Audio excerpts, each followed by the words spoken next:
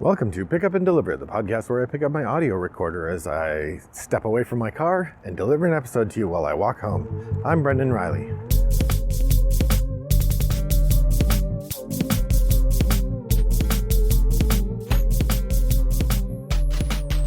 Good afternoon, listeners. It's a lovely day here in suburban Chicago. Well, at least the temperature is lovely. The sky is kind of gloomy. It's a mottled gray. Looks like it could rain at any moment, but who can tell? Police car is doing something around here. I don't see them exactly, but you can hear them. I imagine they're being picked up on the microphone. Well, so today I am doing an episode type that I do occasionally called 400 Back. 400 Back is a feature I've started doing where I look at, because I'm an episode 500 and some, I go back 400 episodes in the podcast list, and I look at what episode I recorded 400 episodes ago, and I reflect on what I had then. In this case, 400 episodes ago, I did an episode called Board Game Sommelier Spring. Board Game Sommelier is a feature I do occasionally in which I choose a topic, and then I usually choose a number of subtopics related to that topic, and I provide a recommendation for some media and a board game related to that subtopic for your enjoyment. In other words, like for example, if I were to do, I've done a Board Game Sommelier on horror, and then maybe I choose a genre of horror like ghost stories, and I tell you a movie that's got an interesting ghost story stuff in it, and a game that does something interesting with ghost stories. That's an example of something I might do on Board Game Sommelier. It's amusing to me to engage in the Board Game Sommelier discussion because of a conversation I had with my wife, which did cement that she does not listen to this podcast. Last week, I think, we were watching TikTok together, as most couples do, and I encountered a TikTok person who was doing a segment called Board Game Sommelier. Now, I am by no means the first person to use that idea. I've definitely found at least one video maker who has done it, and I've also seen other podcasters do it. I've been doing it for a while, but I wasn't the first. So I don't begrudge anyone else. It's not that original an idea. But so this guy did this episode called Board Game Sommelier where he suggested a pairing of game. I think he was just doing a game theme thing where he pairs a couple games together. Or maybe he was actually doing a meal and a game. I don't remember. But it started and he said, "I'm so-and-so, your Board Game Sommelier." And my wife goes, "Board Game Sommelier? Geez, oh Pete, how pretentious." And I was like, uh-oh, check this out. And I showed her all the episodes of the podcast that are Board Game Sommelier episodes. And she's like, oh gosh. Anyway, so here's a pretentious reflection on a pretentious episode. That's right, episode 132 was Board Game Sommelier Spring. I had 5 subtopics for that episode. I had rain, bloom, birth, frantic, and vernal. So for rain, I suggested watching The Shawshank Redemption. That fits. Still one of the most rain-focused movies there is, and delightful. And then playing either Forbidden Island or Lowlands, which are both games that sort of focus on or build from the notion of rain. I don't know that I have a better suggestion from those. Those are both great. I still have not played Lowlands. I still have played Forbidden Island a number of times. Another game that uses rain some would be Takenoko. And that actually does have the idea of rain and growth. So that might be a nice alternative to The Shawshank Redemption. I'm trying to think if there are any other movies that I've seen since then that have a better use of rain or a better idea of rain as part of what the movie is. I really feel like I definitely have seen movies where the people who are growing crops are waiting for rain, and then the rain comes and it's exciting and glorious, but I cannot think of them off the top of my head. So we'll stick to Shawshank Redemption. I'll add Takenoko as a potential alternative for a game about rain. Next up we have Bloom. I suggested watching Wild America, the television show, which is just full of beautiful shots of nature waking up. And to go with that, you could either play Reykholt, Photosynthesis, or Spring Meadow. Now, Spring Meadow is an interesting one because it's about ice melting, and the emergence of plants there. Reykholt, of course, is about growing plants, and photosynthesis is, of course, about growing things in forests. The other game that I could think of now that might be a better connection to the idea of bloom would be Tussie Mussie. Tussie Mussie is a button-shy, wallet-sized game from designer Elizabeth Hargrave, and it's about the Victorian tradition of giving flowers to one another, in which the flowers have a very specific meaning, and so sort of discussing what is it those flowers mean and who are you giving them to. So if you were playing a game about flowers, I think Tussie Mussie might be a better connection to the idea of bloom than Reykholt, photosynthesis, or spring meadow. Next up, the next keyword that I was looking at the time was birth. I suggested there was a film that came out several years ago, and it was probably already a while ago when this came out, but it was called Babies. And it was a film about 4 or 5 different couples, how the family functioned and how they took care of the baby. It's a very cute movie, really nice, nonfiction documentary, amusing and fun to watch. To go with that, I said Agricola or Agricola, All Creatures Big and Small, because again, these are games where family is sort of the crucial thing. In Agricola particularly, you are having children, and those children then help make your game go better. Of course, you still have to feed them. There are a number of other games that involve children. If you wanted to take a darker view of it, perhaps tied into babies, you could play My Father's Work. In My Father's Work, of course, on one hand, you could make a sort of Frankenstein's monster type creature, which from a certain perspective could be seen as a baby.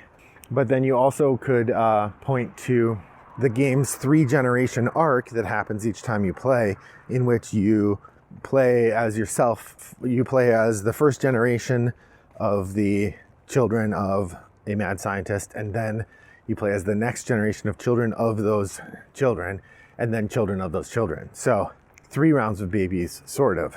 But none of these games really captures the notion of having a baby. And so, I think Agricola is still probably my best suggestion for birth as a keyword. The next keyword to suggest is frantic. I think this springs out of my sense of Vivaldi's spring movement, which is light and quick. And when I think of spring, I think of the reawakening of nature, lots of quick movements from the young animals and exciting times. So to go with something frantic, I guess I was leaning towards Screwball, and then we would get something like Noises Off or Clue, which are games that have this kind of, or movies that have this kind of chaotic experience, sort of wild and crazy. And so combine that with games that have a similar kind of wild and craziness. A couple of examples there. Of course, you have Escape Curse of the Temple. This is a game I recently revisited after having put it away for a while, but it is an excellent real-time game in which you're rolling dice and shouting and having a good time. Escape Curse of the Temple is a delight. Another game which I've never gotten around to playing, but I hear has some of that same energy as Magic Maze. This is a game where you're cooperatively trying to move through a mall. It's a magical fantasy mall, but each player only can move the pawn in one particular direction, and none of you are able to talk to one another. You have to communicate just by looks and feels, and there's a big signaling pawn that you can take and slam on the table in front of somebody who should be going and is not. That said, there are a number of other games that have kind of franticness as part of the experience. I would say one of the big ones is Time's Up. This is a game where you're trying to remember things off of cards and tell them to get other people to say them. It is a game of hurry and frantic clue giving and frustration when the other people aren't getting the clue that you're giving. And it does fit the kind of chaos that emerges from something like Noises Off or Clue. Definitely worth checking out if you get a chance. That's Time's Up, I would say, my addition to these spring keywords.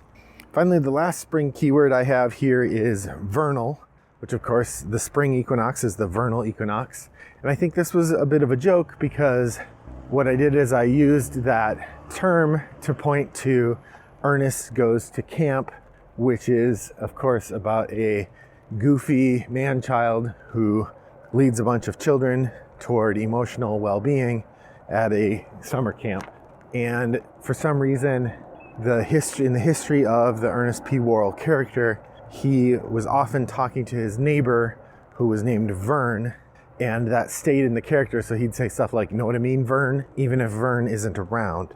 And hence the connection. You can, if you're trying to do something on the keyword vernal, you could do Ernest P. Worrell, I think. Now, how does that connect to anything else? I think I chose Happy Salmon in the original time around because I think of springtime as a time of sort of fish and silliness. So like not so much the clear connection to vernal necessarily, but if I have a board game that feels like the board game equivalent of Ernest P. Worrell, it's Happy Salmon. It's kind of hard to explain that any better, but that's how I feel. As I look back on the game 4 years ago, I feel like I did a pretty good job with the Board Game Sommelier. I don't have a lot to add, but I did think maybe for a few minutes here at the end of the podcast, I could indicate something about what other keywords might pop out. You know, we already had bloom, certainly, but the three I thought of were green, rabbit, and flowers, or green, rabbit, and sunshine, as additional keywords that feel like they connect to springtime and thus might be worth talking about in this context. So to start with green, thinking about games that have greenery and greenness in them, we could start with the Pierre Sylvester game Village Green, which is of course about setting up a green space in a village. I like that quite a bit. And that game has a sort of tightness to it that is pretty fun. It's got difficult choices. It's funny and entertaining to play. So Village Green might be the game that goes with the idea of greenery. I could also point to a classic tile layer like Carcassonne, in which you're building these big fields that are green.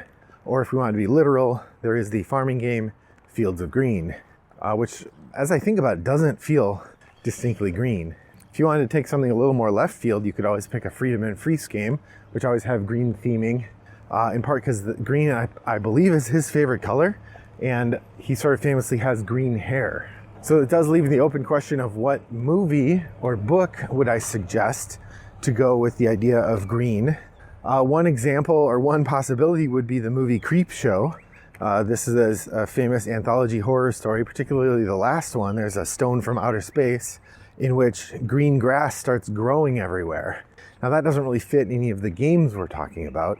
Instead, what you probably want is something that feels pastoral, feels like cultivating a green experience. It's hard to come up specifically with a film that does that, but there's an old Irish movie about a town where they're going to build a oil well off the coast. It stars Peter Sellers, I think, and it's kind of about the sad state of a village where corporate interests are sort of overwhelming local interests. I think that would be my suggestion. I can't remember the name of it. Go ahead and look at the show notes and you'll find where I have put that answer that you're seeking. So those are my examples for green. Let's talk about rabbits for a moment. Rabbits are, of course, a deceptive creature. They are cute and fuzzy. They also can be pretty mean. They have a vicious bite if they want it, and they do have claws that they will use to defend themselves. I say this from experience. We have a little rabbit. It has occasionally bitten me, and if you kind of get in its way when it's trying to go somewhere, it'll make this little noise and jump at you and strike with its claws if it can. So it's usually very timid and pleasant. It comes over and wants to be petted, and but if it's nervous, it won't back down. Which leads me to, obviously, the best rabbit-related fiction. I guess there's two. There's Peter Rabbit, if you wanted something sort of childish, and then there is Watership Down, if you wanted something dark. Watership Down is, of course, a novel about a rabbit colony in a farmer's field, and their sort of journeys and travails as they try to survive in the harsh world of the British countryside. It takes this sort of cute little rabbit story and turns it into a kind of nightmarish war for property. And so from that perspective, it seems like the obvious connection to Watership Down would be Bunny Kingdom.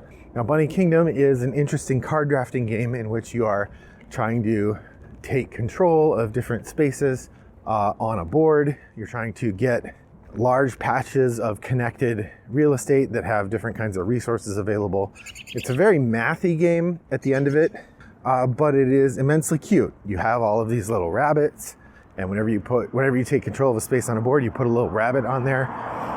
And so you have this sort of charming effect of the rabbits multiplying across the board, which is just amusing to look at and pretty fun to play. Bunny Kingdom is an excellent game, well worth your time, and a nice pairing, I think, for Watership Down. Finally, the third one I want to talk about was Sunshine. Now, this springtime, I think we often associate with bright, sunny days, and so thinking about a game where sunshine plays a crucial part of the game, that feels apt to me. Thinking about what is sunshine for, how do we do sunshine? So the way that I would think about sunshine in a game goes to a game that we've already mentioned, and that is photosynthesis. Photosynthesis is, of course, a pretty mean area control game in which you're growing trees in the forest, and the trees grow and wither based on how much sun they get. And they don't wither, actually, they just grow. But you can block the sun that other trees are getting by putting larger trees around them. And this allows you to control the space around you, to earn points. A big part of it is getting a tree up to full size and then letting it die, and you get points for the tree that has died. Overall, it's an interesting game. It's not my favorite. It is a little too cutthroat, but really interesting. That's Sunshine, or that's photosynthesis. Now, it does beg the question, what movie would we pair with that, right? If it's a movie about the forest and growing things, then it has a particular angle that I think works really well, but fits a particular kind of story, i.e. having sunshine. Now, on one hand, you could go straight for the movie that has that name, right? There is a Stanislav Lev, that's Solaris. But there's definitely a space movie called Sunshine that is about people going into space toward the sun. I think that would fit, but it doesn't connect very well to photosynthesis. You might point to another movie that has sunshine in the title, Eternal Sunshine of the Spotless Mind. This is a indie film about a romance in which people are having their memories erased and thus falling in love again. That's a good movie, really interesting. Doesn't super fit the arc of the narrative that we're looking at here in terms of understanding how to connect photosynthesis to a thing we're watching. The big question would be, is there a film that engages with the question of forest in the same way that photosynthesis does? I don't know that there is. I can't think of one. There must be documentaries about the battle among forest creatures for sunshine. It's possible you could use something like Fern Gully or Avatar, which are sort of myths about nature and the beings who protect nature and or exploit it. But then it feels like photosynthesis is not really the right answer, because that is not a movie, that is not a game about exploring nature. Then you'd probably want something more like Reykholt, where people are chopping down trees and using natural resources as part of what they're doing. But that game doesn't use sun at all. So sunshine becomes a really challenging situation. I guess I would probably say, if we look at the science fiction movie Sunshine, which I think is Danny Boyle, and then combine that with the brutal forest battle for territory that is photosynthesis, then you'd have a really interesting combination around the idea of sunshine. So, what keywords from spring have I missed? I've now covered this subject twice. I've added on or augmented. Where did I make choices wrong? There must be crucial games that fit these keywords, or there are crucial films or books that fit these keywords that I missed out on. And I would love to hear your thoughts on them. You can share those thoughts over on Board Game Geek and our guild 3269, or you could email me, brendan@rattleboxgames.com. You could send me a direct mail message in Board Game Geek's messaging system. Wombat929 is my username there. Any of these contexts would be an excellent way to see the conversation continue. Thanks for joining me on my walk today. I hope that your next walk is as pleasant as mine was. Bye-bye.